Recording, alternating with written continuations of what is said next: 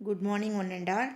Now let's discuss about 10th standard social science subject, history lesson 7, anti-colonial movement under British of nationalism. Colony இயக்கத்துக்கு எதிரான இயக்கங்களும் தேசியத்துடைய தோற்றமும் அப்படின்னு சொல்லுவோம். ஓகேவா? அந்த மிதவாதிகள் அப்படிங்கிறத மாடரேட்ஸ்ன்னு சொல்லுவோம். தீவிர தேசியவாதிகள் அப்படிங்கிறவங்கள எஸ்டிமேட்ஸ் அப்படின்னு சொல்லுவோம். ஓகேவா? What are the learning objectives of this lesson? The nature of tribal and peasant revolts against the British. ஆங்கிலேயருக்கு எதிரான பழங்குடியினர் மற்றும் விவசாயிகளுடைய போராட்டத்துடைய தன்மையை பற்றி தெரிஞ்சுக்க போகிறோம். Contributory factors for the outbreak of the great rebellion of 1857 and the subsequent changes in the British approach to governing India. 1857 ஆண்டு பெருக்கழகம் அப்படிங்கிறது வெடிச்சுது. அதற்கான காரணிகளும் அதனை தொடர்ந்து ஆங்கிலேயர்கள் இந்தியாவை எப்படி ஆளக்கூடிய தன்மையை தங்களுடைய அணுகுமுறையில் ஏற்படுத்திக்கிட்டாங்க, அதனுடைய மாற்றங்கள்லாம் என்ன அப்படிங்கிறத பற்றி தெரிஞ்சுக்க போகிறோம். Factors leading to the formation of Indian National Congress and the prospective of the early nationalist. இந்திய தேசிய காங்கிரஸ் உருவாகத்திற்கான காரணங்களும் அதனுடைய தொடக்க கால தேசியவாதிகளுடைய கண்ணோட்டமும் எப்படி இருந்துச்சுன்னு பார்க்க போகிறோம். Divide and rule policy of the British பிகைன் the partition of Bengal 1905 and the launch of Swadeshi movement in Bengal.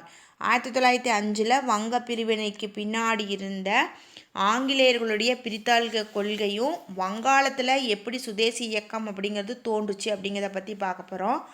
Background for the launch of home rule movement, தன்னாட்சி இயக்கம் அதாவது ஹோம் ரூல் இயக்கத்துடைய பின்னணி என்ன அப்படிங்கிறத பற்றி இந்த லெசனில் நாம் பார்ப்போம். ஓகேவா? Let's introduction of this lesson. On 23 June 1757 the Nawab of Bengal Siraj ud Dawla was defeated by the East India Company at the Battle of Plassey. 1757 ஆண்டு ஜூன் 23 நடைபெற்ற அந்த பிளாசி போரில் வங்காள நவாபாக இருந்த சிராஜ் உத் தௌலா அப்படிங்கிறவர் ஆங்கிலேய கிழக்கிந்திய கம்பெனிக்காரங்கனால அந்த பிளாசி போரில் தோற்கடிக்கப்பட்டார்.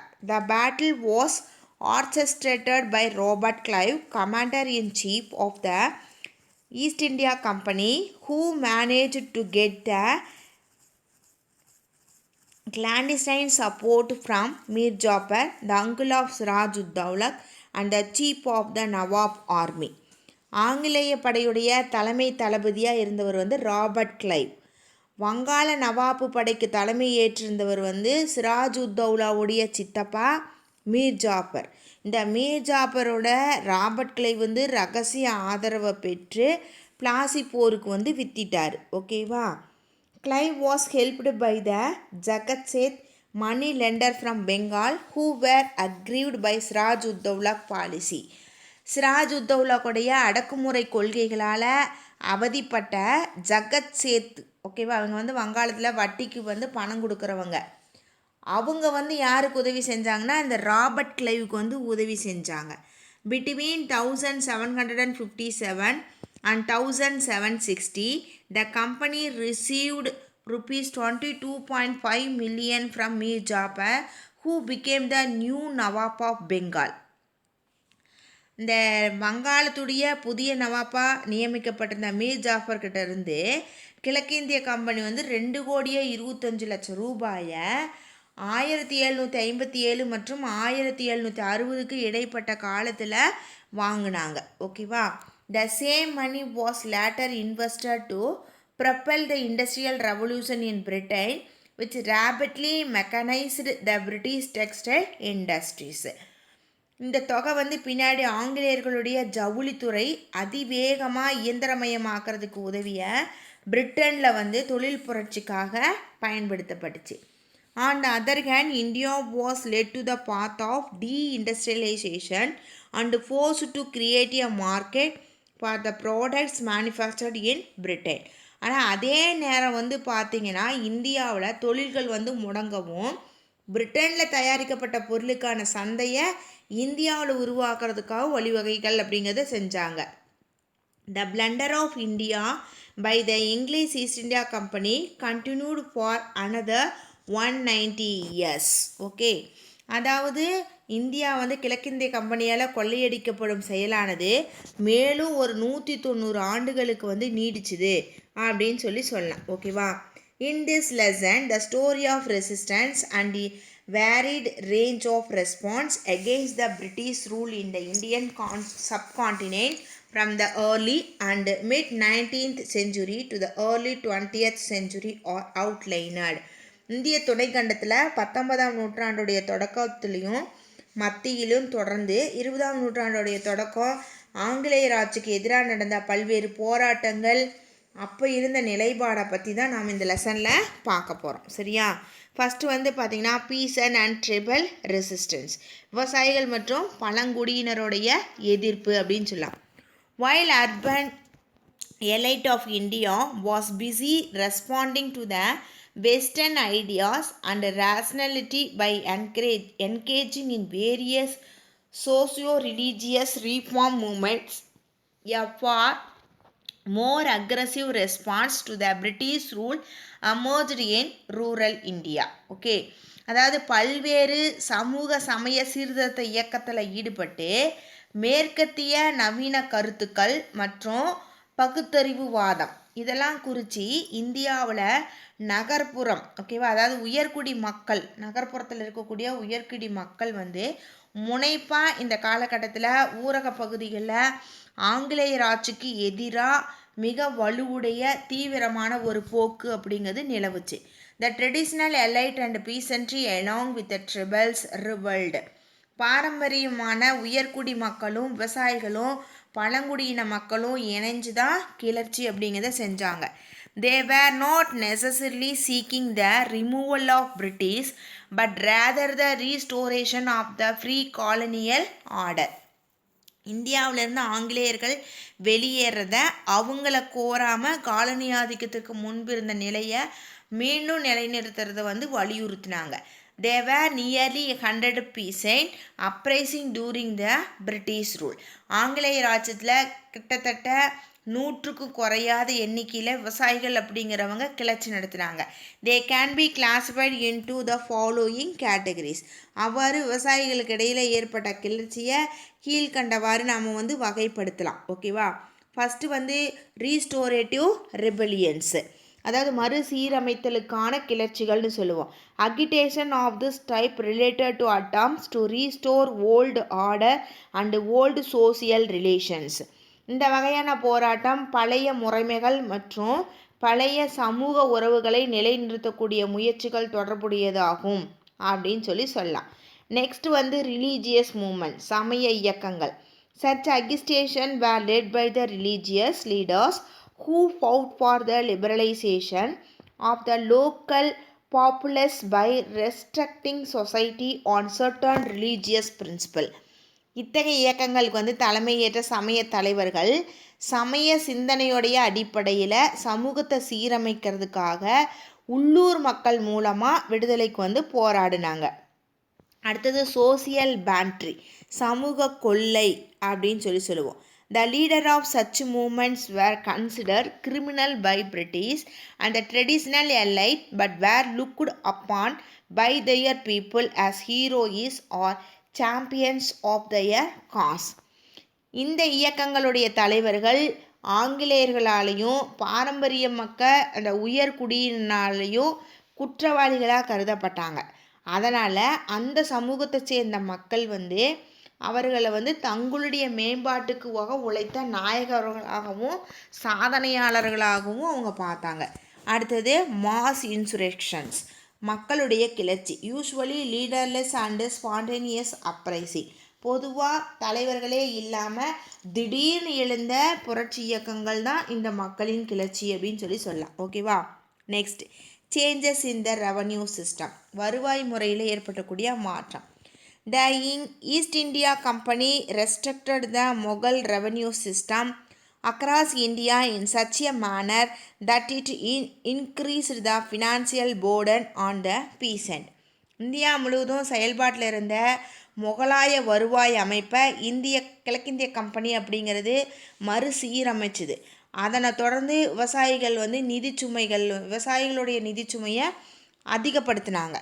There was no widespread system of private ownership of the land in free British India. ஆங்கிலேயர் ஆட்சிக்கு முன்னாடி இந்தியாவில் வந்து தனி சொத்துரிமை பற்றி எந்த விரிவான திட்டமும் நடைமுறைப்படுத்தப்படவில்லை அப்படின்னு சொல்லலாம். சப்லெட்டிங் ஆஃப் லேண்ட், நிலத்தை வந்து கீழ் குத்தகைக்கு விடுறது. ஓகேவா? The practice of letting out and subletting of land complicated the agrarian relations. நிலத்தை வந்து குத்தகைக்கு விடுறதும் கீழ் குத்தகைக்கு விடுறதும் விவசாய உருவாகளை வந்து பெரிதும் சிக்கலுக்கு உண்டாச்சு. The zamindar often sublet land to many subordinates lords who in return collected a fixed amount of revenue from the peasant. ஜமீன்தார்கள் வந்து தங்கள்கிட்ட இருந்த நிலத்தை பெரும்பாலும் தன்னை சார்ந்திருந்த நிலப்பிரபுகளுக்கு கீழே குத்தகைக்கு விட்டுருந்தாங்க.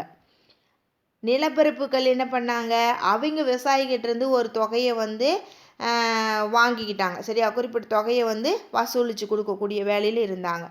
This increased the tax burden of the peasant. இதனால் விவசாயிகள் மீதான வரிச்சுமை அப்படிங்கிறது அதிகமாச்சு. ஓகேவா? அடுத்த பீசன்ட் அப்ரைசிங், விவசாயிகளுடைய கிளர்ச்சி.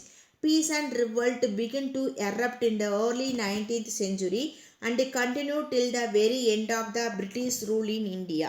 19வது நூற்றாண்டுடைய தொடக்கத்தில் வெடிக்கு தொடங்கிய விவசாயிகளுடைய கிளர்ச்சி இந்தியாவில் ஆங்கில ஆட்சிக்கு முடிவுக்கு ஒரு வரையிலும் தொடர்ந்துச்சு அப்படின்னு சொல்லலாம். ஃபர்ஸ்ட் வந்து பார்த்திங்கன்னா ஃபார்சி மூமெண்ட். ஓகே, ஃபார்சி இயக்கம் அப்படின்னு சொல்லுவோம். The Faraizi movement was launched by Haj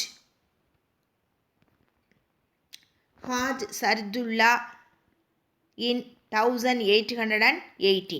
okay, Haji Shariatullah அப்படிங்கிறவளால் 1818 ஆண்டு ஃபார்சி இயக்கம் அப்படிங்கிற ஒன்று தொடங்கப்பட்டுச்சு. After the death of Shariatullah in 1839, the rebellion was led by his son Tudumin, who called upon the peasants not to pay tax. Okay, 1839 ஷரீதுல்லா மறைஞ்ச பின்னாடி இந்த கிளர்ச்சிக்கு அவருடைய மகன் டுடுமியான் அப்படிங்கிறவர் தலைமை ஏற்றார். அவர் வந்து விவசாயிங்கிட்ட நீங்கள் இனிமேல் யாரும் வரி வந்து கொடுக்க வேண்டாம் அப்படின்னு சொல்லி கேட்டுக்கிட்டார். It gained popularity on a simple doctrine that land and all wealth should be equally enjoyed by the common folk. பொதுமக்கள் வந்து நிலத்தையும் அனைத்து வளங்களையும் சரிசமமாக அனுபவிக்க வேணும் அப்படிங்கக்கூடிய எளிய கொள்கையில் இந்த அறிவிப்பு வந்து பிரபலமானது. டுடுமியன் led empress on the egalitarian nature to religion and declared that land belongs to God and collect rent or living taxes on it was therefore against divine law. Okay, அதாவது சமத்துவம் இயல்பான மதம் குறித்து வலியுறுத்திய டுடுமியன் அப்படிங்கிறவர் என்ன சொன்னார்னா, நிலம் வந்து கடவுளுக்கு சொந்தமானது அப்படின்னு சொல்லி அறிவித்தார். அதனால வாடகை வசூலிப்பது அல்லது அந்த நிலத்துக்கு மீதான வரி விதிக்கிறது இது எல்லாம் இறை சட்டத்துக்கு வந்து எதிரானது அப்படின்னு சொல்லி சொன்னார். Large number of peasants were mobilized through a network of village organization. கிராம அமைப்புகளுடைய கட்டமைப்பு மூலமாக பெரும் எண்ணிக்கையிலான விவசாயிகள் வந்து ஒன்று திரட்டப்பட்டாங்க. After the death of Dudu Miyan in 1862, the was revealed in 1870 by நோக்மேன். ஓகே, அதாவது 1862 டுடுமியான் மறைஞ்ச பின்னாடி 1870களில் நோவாமியான் அப்படிங்கிறவரோடையால இந்த இயக்கம் மீண்டும் வந்து உயிர் பெற்றுச்சு அப்படின்னு சொல்லலாம். ஓகேவா? வாகாபி ரிபிலியன் இன் பாரசட், அதாவது பரசத்தில் வாகாபி கிளர்ச்சி அப்படின்னு சொல்லுவோம். The Wahabi rebellion was an anti imperial and anti landlord movement. The Wahabi கிளர்ச்சி அப்படிங்கிறது ஆங்கில ஆட்சிக்கும் நிலப்பிரபுகளுக்கும் எதிராக வந்து தொடங்கப்பட்டது அப்படின்னு சொல்லுவோம். It originated in and around 1827 in the Parst region of Bengal. வங்காளத்தில் பரசத் அப்படிங்கிற பகுதியில் 1827 வாக்கில் தோன்றியது அப்படின்னு சொல்லலாம். It was led by the Islamic preacher Tidumir, who was deeply influenced by the Wahhabi teaching. வாகாபி போதனைகளால் பெரிதும் ஆழமாக ஈர்க்கப்பட்டவராக திகழ்ந்த இஸ்லாமிய மத போதகர் டிடுமீர் அப்படிங்கிறவர் தான் இந்த கிளர்ச்சிக்கு தலைமை தாங்கினார். He became an influential figure among the predominantly Muslim peasantry oppressed under the coercive zamindari system. Zamindari முறையால் ஒடுக்கப்பட்ட அதாவது குறிப்பாக இஸ்லாமிய விவசாயிகள் மத்தியில் அவர் செல்வாக்கு மிக்க நபராக திகழ்ந்தார். யார்? டிடுமீர் அப்படிங்கிறவர். ஓகேவா. நெக்ஸ்ட்டு ட்ரைபல் அப்ரைசிங், பழங்குடியினருடைய கிளர்ச்சி. Under colonial rule for the first time in Indian history government claimed a direct property right over forest. Colony ஆட்சியின் கீழே இந்திய வரலாற்றில் முதலாக அரசு வனங்கள் குறித்த நேரடி தனி உரிமை வேணும் அப்படின்னு சொல்லி கோரப்பட்டுச்சு. The British rule and it encouragement of commercialisation of forest led to the disintegration of the traditional tribal systems. Okay, வனங்களை வர்த்தகமயமாக்கக்கூடிய நடவடிக்கைகளுக்கு ஆங்கில ஆட்சியில் ஊக்கம் கிடைச்சதன் காரணமாக பாரம்பரிய பழங்குடியினர் நடைமுறை தனது கட்டுக்கோப்பை இழக்க ஆரம்பிச்சிச்சு. It encourage the incursion of tribal area by the non-tribal people such as money lender, traders, land grabbers and contractors. Okay, இதனால் பழங்குடியின பகுதியில் பழங்குடியினர் அல்லாதவர், அதாவது வட்டிக்கு பணம் கொடுக்குறவங்க, வர்த்தகர்கள், நில ஆக்கிரமிப்பாளர்கள் மற்றும் ஒப்பந்தக்காரர்கள் போன்றோர் ஊடுருவறதுக்கு அது ஊக்கம் அப்படிங்கிறத அளிச்சிச்சு. This led to the widespread loss of Adivasi land and their displacement from their traditional habitats. Okay, இதனால் ஆதிவாசிகளுடைய நிலத்தில் பெரும் பகுதி இழக்கப்பட்டு அவங்க தங்களுடைய பாரம்பரியமாக குடியிருந்த பகுதிகளிலிருந்து இடம்பெயர்ந்து வேறு ஒரு இடத்துக்கு போய் வாழ வேண்டிய ஒரு சூழ்நிலை ஏற்பட்டுச்சு. Tribal resistance was therefore a response against those who either introduced changes in the peaceful tribal life or took undue advances of the innocence of the tribal people. அமைதியாக பழங்குடியினர் வாழ்க்கையில் மாற்றங்களை அறிமுகம் செய்தோர் அல்லது பழங்குடியினர் மக்களை அப்பாவித்தனமாக தேவையில்லாமல் தங்களுக்கு சாதகமாக பயன்படுத்தியவர்களுக்கு எதிராக ஒரு பதில் நடவடிக்கை தான் ஏற்பட்டது தான் இந்த ட்ரிபிள் அப்படின்னு சொல்லுவோம். ஓகேவா, பழங்குடியின கிளர்ச்சி அப்படின்னு சொல்லலாம். அடுத்து நெக்ஸ்ட்டு கோல் ரிவல்ட், கோல் கிளர்ச்சின்னு சொல்லுவோம். One major tribal revolt, the Kol uprising of 1831-32 took place in Chota Nagpur and Singhbum region of present-day Jharkhand and Odisha under the leadership of Bindri and Singrai. அதாவது பார்த்திங்கன்னா ஜார்க்கண்ட் மற்றும் ஒடிசா பகுதியில் இருக்கக்கூடிய சோட்டா நாக்பூர் மற்றும் சிங்பூம் ஆகிய இடங்களில் 1831-32 ஆண்டு நடந்த மிகப்பெரிய பழங்குடியினருடைய கிளர்ச்சியை தான் நாம் கோல் கிளர்ச்சி அப்படின்னு சொல்கிறோம். இது பிந்திராய் மற்றும் சிங்கராய் அப்படிங்கிறவங்களுடைய தலைமையில் நடந்துச்சு. The Raja of Chota Nagpur had leased out to money lenders the job of revenue collections. Okay, Chota Nagpur பகுதியில் அரசர் வருவாய் வசூலிக்கும் பணியை வட்டிக்கு பணம் கொடுப்பவர்கிட்ட குத்தகைக்கு விட்டுருந்தாங்க. The usury and forcible evictions of tribal from their land led to the resentment of coals. ஓகேவா, அதிக வட்டிக்கு கடன் கொடுத்தல் மற்றும் பழங்குடியினரை கட்டாயப்படுத்தி அந்த பகுதியிலேருந்து வெளியேறுதல் போன்றவை தான் கோல் இனத்தவர்களிடையே கோபத்தை அதிகமாக்குச்சு. The initial protest and resistance coal was in the form of plunder, erosion and attacks of the properties of outside. வெளியாட்களுடைய சொத்துக்கள் மீது தாக்குதல் நடத்துதல், கொள்ளையடித்தல், கலவரம் செய்தல், இந்த வகையில் தான் கோள்களுடைய தொடக்க கால போராட்டம் அப்படிங்கிறது மற்றும் எதிர்ப்புகள் அப்படிங்கிறது அமைஞ்சுது. This was followed by the killing of money lender and merchants. இதை தொடர்ந்து என்ன பண்ணாங்கன்னா, அடுத்து வட்டிக்கு பணம் கொடுக்குறவங்க வர்த்தகர்களை கொலை செஞ்சாங்க. ஓகேவா? The tribal leader adopted varied method to spread their message, such as the beating of drums accompanied by a warning to all outsides to leave. The British suppressed the rebellion with great violence. Okay. அங்கே என்ன பண்ணாங்கன்னா, மோளங்களை முழக்கியும் அம்புகளை எய்தும் வெளியாட்களை வெளியேற செய்யக்கூடிய அந்த எச்சரிக்கை செய்யும் பல வகைகளில் பழங்குடியினருடைய தலைவர்கள் அப்படிங்கிறவங்க தங்கள் கிளர்ச்சியுடைய செய்தியை பரப்புனாங்க. ஆங்கில அரசு பெரிய அளவிலான வன்முறையின் மூலமாக இந்த கிளர்ச்சியை அடக்கிட்டாங்க. ஓகேவா? அடுத்து நெக்ஸ்ட் பார்த்தீங்கன்னா சாந்தல் ஹோல்ஸ். ஓகேவா? சாந்தாளர்களுடைய கிளர்ச்சி அப்படின்னு சொல்லுவோம்.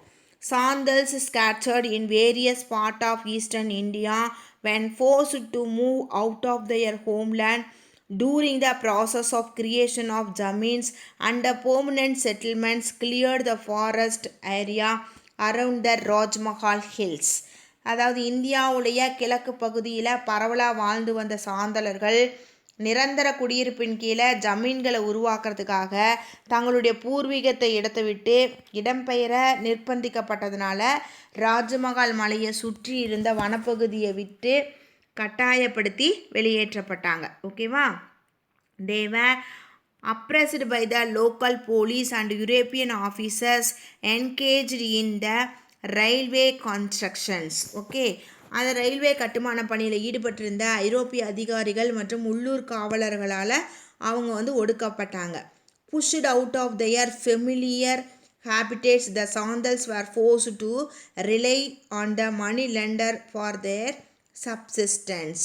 வெளியாட்களால் வாழ்விடங்களை விட்டு வெளியேறப்பட்ட சாந்தலர்கள் தங்களுடைய வாழ்வாதாரத்துக்காக வட்டிப்பணம் கொடுப்பவர்களை சார்ந்து வாழக்கூடிய ஒரு சூழலுக்கு தள்ளப்பட்டாங்க. Soon they were trapped in vicious circle of debt and extortions. விரைவில் கடன் மற்றும் பணம் பறித்தல் ஆகிய தீய வழியில் அவர்கள் சிக்க தொடங்கினாங்க. Besides this, Sandals also felt neglected under the corrupt British administration and their inability to render justice to the legitimate grievances. மேலும் ஊழல் கரைப்படைந்த ஆங்கில நிர்வாகத்தின் கீழே தங்களுடைய நியாயமான குறைகளுக்கு நீதி கிடைக்க முடியாத ஒரு சூழலில் தாங்கள் புறக்கணிக்கப்பட்டதை சாந்தலர்கள் அப்படிங்கிறவங்க உணர்ந்தாங்க. ஓகேவா? Next outbreaks. Around 1854 activities of social bantry led by a person named Bir Singh was reported from the different places. அதாவது வெளிப்பாடு 1854 ஆண்டு வாக்கில் பல இடங்களில் சமூக கொள்ளைகளில் பீர் சிங் அப்படிங்கிறவரோட தலைமையில் நடந்துச்சு. These were directed against mahajans and traders. மகாஜன்கள் மற்றும் வர்த்தகர்களுக்கு எதிராக கூறி வச்சு தான் இந்த கொள்ளையடிக்கிற சம்பவம் அப்படிங்கிறது நடந்துச்சு. ஓகேவா? In 1855, two Sandal brothers, Sidhu and Kanu, proclaimed that they had received a divine message from God asking them to lead the rebellions. Okay, 1855 சித்து மற்றும் கனு அப்படிங்கிறவங்க ரெண்டு சாந்தலர் சகோதரர்கள் இவங்க கிளர்ச்சியை தலைமை ஏற்று நடத்த வேண்டி தங்களுக்கு கடவுளிடமிருந்து தேவ செய்தி கிடைச்சதா அவங்களே அறிவித்தாங்க. By July 1855, the rebellion had taken the form of open insurrection against the Magajanas and Jamindaris and the British officials. 1855 ஆண்டு ஜூலை மாதத்தில் கிளர்ச்சியானது மகாஜன்கள், ஜமீன்தார்கள், ஆங்கிலேயர்கள் அதிகாரிகளுக்கு எதிராக வெளிப்படையான கிளர்ச்சியாக உருவெடுத்தது. They marched with bows, poisoned arrows, axes and swords, taking over the Rajmahal and Bhagalpur by proclaiming that the company rule was about to end. Will மற்றும் விஷம் தடவிய அம்புகளை ஏந்தியவாறும் கோடாரிகள் கத்திகள் இதனோட ராஜ்மஹால் மற்றும் பகல்பூர் நோக்கி கம்பெனி ஆட்சி முடிவு கட்ட போவதா முழக்கமிட்டபடி பேரணியாக இவங்க சென்றாங்க. ஓகேவா.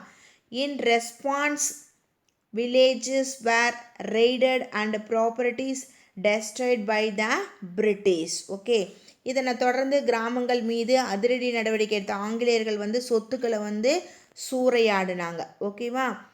கடைசியாக ஆங்கிலேயர்களால் இந்த கிளர்ச்சி அப்படிங்கிறது முழுமையாக ஒடுக்கப்பட்டுச்சு. In 1855 an act was passed to regulate the territories occupied by the Santhals. Okay. 1855 சாந்தலர்களோட வசம் இருந்த பகுதிகளை ஒழுங்குமுறைப்படுத்துறதுக்காக சட்டம் அப்படிங்கிறது நிறைவேற்றப்பட்டுச்சு.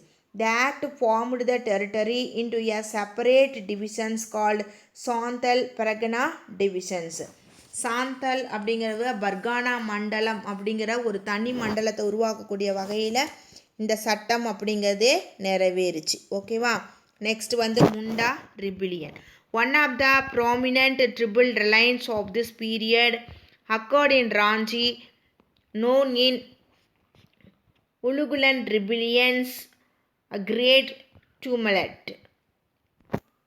அதாவது முண்டா கிளர்ச்சின்னு சொல்லுவோம். ராஞ்சியில் இந்த காலகட்டத்தில் நடைபெற்ற உலுகுலன் கிளர்ச்சி, அதாவது பெரிய கழகம்னு சொல்லுவோம். இது பழங்குடி கிளர்ச்சிகளில் மிக முக்கியமானதாக அறியப்பட்டுச்சு அப்படின்னு சொல்லுவோம். The Munda people were familiar with cooperative or collect farming known as குண்டக்கட்டி, joining hold land systems. கூட்டாக நிலத்தை வச்சுக்கிட்டு குண்டக்கட்டி, அதாவது கூட்டு சொத்து அப்படிங்கிற முறையில் விவசாயம் செய்கிறதுல முண்டா மக்கள் பெயர் பெற்றவங்களாக இருந்தாங்க.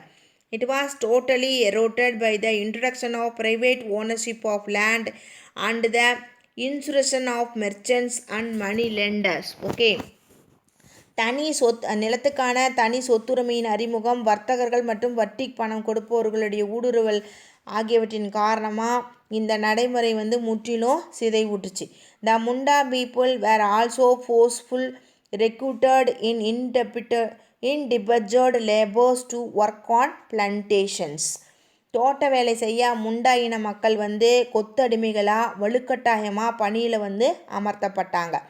In the 1890 tribal chiefs offered resistance against the alienation of tribal people from their land and imposition of bedabagari or forced labors. 1890 பழங்குடியின மக்களை அவர்கள் வாழக்கூடிய இடத்துலேருந்து இடம்பெயர செய்கிறது, அந்த இடத்த விட்டு போகணும், அல்லது அவங்கள கட்டாய உழைப்புக்கு உட்படுத்துறது, இதெல்லாம் பழங்குடியின தலைவர்கள் எதிர்த்தாங்க. ஓகேவா. The movement received an impetus when Birsa Munda declared himself as a messenger of God. Birsa முண்டா தம்மை கடவுளுடைய தூதர் அப்படின்னு அறிவித்த உடனே இந்த இயக்கம் ஒரு ஊக்கம் அப்படிங்கிறது கிடச்சிச்சு. Birsa claimed that he had a prophecy and promised supernatural solution to the problem of Munda people and the establishment of Birsat Raj. Okay. அதாவது தமக்கு இறை தொடர்பு இருப்பதாக கூறி பீர்சா குறி சொல்வதன் மூலமாக முண்டா இன மக்களுடைய பிரச்சனைகளை தீர்க்க போகிறதாகவும் மக்களின் அரசை நிறுவ போகிறதாகவும் பீர்சா என்ன பண்ணார்னா ஒரு உறுதி அளித்தார். ஓகேவா. The Munda leaders utilized the cult of Birsa Munda to recruit more people to their cause. Birsa முண்டாவுடைய பிரபலத்தை பயன்படுத்தி மேலும் அதிக எண்ணிக்கையிலான பீர்சா இன மக்கள் இந்த நோக்கத்தில் ஒன்றிணைக்கிறதுக்காக முண்டா தலைவர்கள் அப்படிங்கிறவங்க முயன்றாங்க. A series of night meeting were held and revolt was planned. இரவு கூட்டங்கள் பல நடத்தப்பட்டு கிளர்ச்சிக்கு ஒன்று கூடி திட்டமிடப்பட்டது. On the Christmas day of 1889 they restored to violence.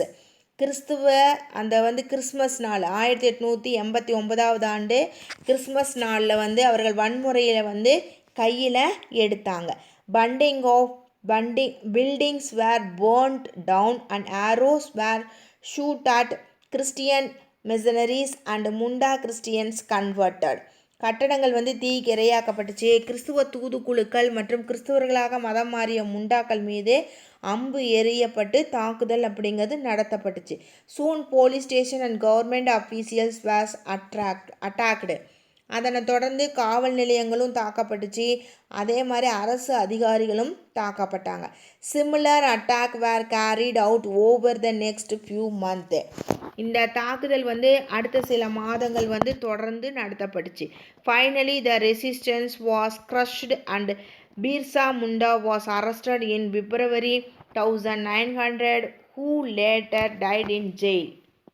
1990 ஆண்டு பிப்ரவரி மாதம் கைது செய்யப்பட்ட அந்த பீர்சா முண்டா அப்படிங்கிறவர் சிறையிலேயே இறந்து போனார். ஓகேவா? பீர்சா முண்டா became a folk hero who is to this day celebrated in many folk songs. இந்த பழங்குடியினர் தலைவராக அறியப்பட்ட பீர்சா முண்டா இன்றளவும் பல நாட்டுப்புற பாடல்கள் மூலமாக போற்றப்படுறாரு.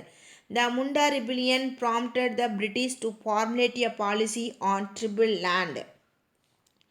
முண்டா கிளர்ச்சியை அடுத்து ஆங்கில அரசு பழங்குடியின நிலம் பற்றியான கொள்கைகளை வகுக்க முன் வந்தது. The Chota Nagpur Tenancy Act 1908 restricted the entry of non-tribal people into the tribal land.